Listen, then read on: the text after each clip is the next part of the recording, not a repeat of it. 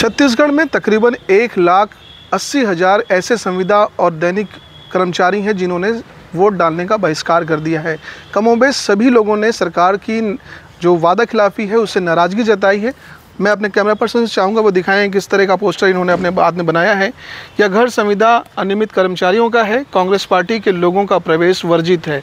ये कहते हैं कि वादा खिलाफ़ी नहीं चलेगी और जो सरकार निकम्मी है वो सरकार हमें बदलनी है। इस तरह के नारों के साथ जो है ये संविदा कर्मचारी अपने घरों के बाहर ये पोस्टर चस्पा किए हैं।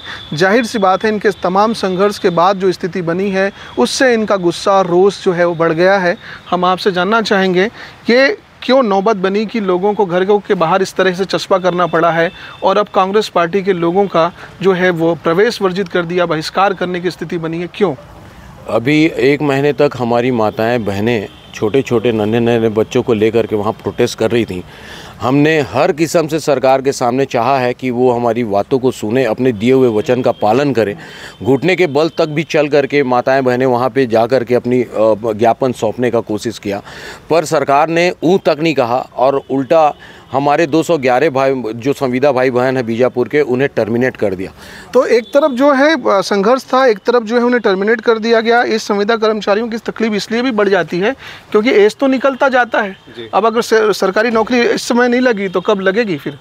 बिल्कुल नहीं लग सकती, क्योंकि अगर किसी व्यक्ति की 40 साल से ऊपर अगर एज हो जाती है तो उसको फिर से नौकरी नहीं मिल सकता, कम से कम नियमित नौकरी तो नहीं मिल सकता। जो संविदा है वो तो संविदा में रहेगा। हम सरकार से यही मांग करते आए हैं शुरू से, आज से नहीं, जब से हमने संविदा की नौकरी हमने ज्वाइन की है तब से हम यही मांग कर रहे हैं कि हमको नियमित किया जाए। और उन्होंने खुद अपने घोषणा पत्र में ये बात का जिक्र किया, वादा किया, हमारे मंच पे आए, उन्होंने बात किया और आज दिनांक तक किसी प्रकार की कोई कार्रवाई नहीं की गई है, जिससे सभी कर्मचारी रोष पे हैं और बहुत ही व्यथित हैं। अगर बात करें व्यक्तिगत परिवार की, एक संविदा कर्मचारी के परिवार की भीतर की क्या स्थिति रहती है, वो क्यों नियमितीकरण मांगता है? क्या जितना तनख्वाह या जो उसको सहूलियत मिल रही है उससे काम बनेगा नहीं क्या? नहीं, ऐसे तो काम नहीं बनेगा, क्योंकि हम लोग एक कमाने वाले हैं, 5 उनके ऊपर आश्रित हैं, माता पिता हैं, छोटी बहन हैं, तो ये सभी का जीवन यापन तो ऐसे ही नहीं हो पाएगा संविदा में।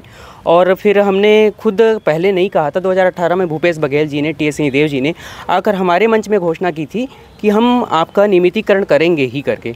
तो 5 साल बीत गए, अभी तक उन्होंने कुछ नहीं किया और अगर ऐसा ही रवैया रहा तो हम बहिष्कार ही करना पड़ेगा, इसके अलावा तो कोई चारा बचता नहीं है। 1,80,000 लोगों ने अगर एक साथ सरकार के खिलाफ वोटिंग कर दी तो लगता नहीं कि थोड़ा गेम बिगड़ जाएगा इस बार?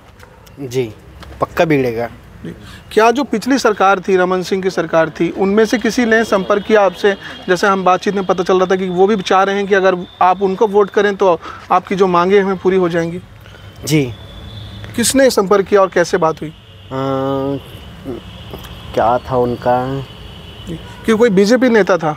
हाँ, बीजेपी नेता था जी। तो बीजेपी नेता इनसे संपर्क कर रहे हैं, इनकी नाराज़गी को वो अपने राजनीतिक तौर पे भुनाना चाह रहे हैं। एक बात आप बताएं कि अगर ये सर्कमस्टेंसेस बना रहा, इसी तरह की परिस्थिति बनी रही, तो क्या लग रहा है कि कांग्रेस को अपनी सरकार से हाथ धोना पड़ेगा? जी बिल्कुल धोना पड़ेगा, क्योंकि पिछले बार जब 2018 में बीजेपी की गवर्नमेंट थी और उस समय भी कर्मचारियों ने स्ट्राइक की थी और कांग्रेस ने समर्थन दिया था मंच से आकर के, और सभी संविदा कर्मचारियों ने मिल करके कांग्रेस की बहुमत के साथ सरकार बनाई है। तो अगर कांग्रेस अपने वादा को पूरा नहीं करती है तो ज़रूर उसको इसका खामियाजा भुगतना पड़ेगा। जी, खामियाजा तो भुगतना पड़ेगा, लेकिन इसका लाभ तो सीधे तौर पे जो संविदा कर्मचारी उनको भी नहीं मिलने वाला। नौकरी तो जाएगी, संघर्ष तो कर ही लिया आपने, तो क्या लग रहा है कोई बीच का हल समझ में आ रहा है? हमने काफ़ी कुछ कोशिश किया था कि सरकार के पास ये भी कहे हमारे लोगों ने कि आप जो है ऐसे हमारे जो वित्तीय भार जिसमें ना पड़े कि 62 साल का जो जॉब सिक्योरिटी है वो दे दीजिए, मेडिकल अलाउंस दे दीजिए, मेडिकल छुट्टियां दे दीजिए जो हमें नहीं मिलती हैं। तो ये सारी चीज़ों पे तो सरकार सुनने को ही तैयार नहीं है। तो अब हमारी एक ही मांग है कि जो उन्होंने नियमितीकरण की बात की थी तो वो नियमित ही करें, अन्यथा वो उनकी नौकरी, सरकार की नौकरी जारी और बीजेपी की नौकरी मिलेगी उनको, और वो तब मिलेगी जब वो अपने घोषणा पत्र का पालन करेंगे। तो ऐसा उन्होंने हमें भरोसा दिलाया, प्रदेश अध्यक्ष महोदय ने और उनके प्रवक्ता ने, पूर्व मुख्यमंत्री ने। तो ऑब्वियस है कि सभी कोई उस राह पे चलेंगे, एक बार भरोसा करेंगे बीजेपी पे भी। अभी सरकार के पास टाइम है 3 महीने का, अगर वो चाहे तो रेगुलर करके हम सबका दिल जीत सकती है। तो ये साफ हो जाता है कि किस तरह की स्थिति बनी हुई है और सरकार को क्यों इन लोगों की दिल जीतने की ज़रूरत है। अगर आपने पूरा वोट उठा के कांग्रेस के बाहर दे दिया क्या लग रहा है कि अल्टरनेटिव जो पार्टी होगी वो केवल बीजेपी होगी या किसी क्षेत्रीय पार्टी के बारे में भी सोच सकते हैं? नहीं, हो सकता है जो हमको नियमित करे हम उन्हीं पार्टी को देंगे, क्योंकि अभी तक के आम आदमी पार्टी भी बोल रही है कि नियमित जो भी आएगा वो अनियमित को नियमित करेंगे। तो हो सकता है कहीं वही कर दे कांग्रेस, हम फिर बीजेपी के अलावा भी विकल्प है जी।